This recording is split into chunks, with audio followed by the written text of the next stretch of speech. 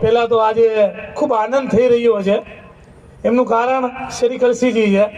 હું એમને જ્યારે જોઉં ને ત્યારે મને ખૂબ મજા આવે, આનંદ આવે. અને છેલ્લા 2 દિવસથી એમની સાથે છું અને 2 દિવસથી અલગ અલગ વિસ્તારમાં અલગ અલગ જગ્યાએ એમને લોકોને મળવાના થાય ત્યારે એમની અંદર એક અલગ એનર્જી છે, ઉર્જા છે. એ એનર્જી ઉર્જાથી મને એનર્જી મળતી હોય, ઉર્જા મળતી હોય. તો ખૂબ વિશેષ આનંદ થઈ રહ્યો છે. મારી વાતની શરૂઆત કરું એ પહેલાં આપ સૌ લોકોનો હું હૃદયપૂર્વક આભાર માનું છું કે આપ એક નાનકડા એવા મેસેજથી, નાનકડા એવા ફોન કોલથી અમારો ઉત્સાહ વધારી રહ્યા છો, અમારી હિંમત વધારી રહ્યા છો. આ બધાને હું કહેવા માંગુ છું આજે કે કોઈ દિવસ મેં એવું સ્વપ્નમાં નહોતું વિચાર્યું કે મારે રાજકારણમાં જઈને કંઈક કરવું છે અથવા રાજકારણની આ સીટ જોઈએ છે, આ ધારાસભ્ય બની જવું છે કે આ બની જવું છે.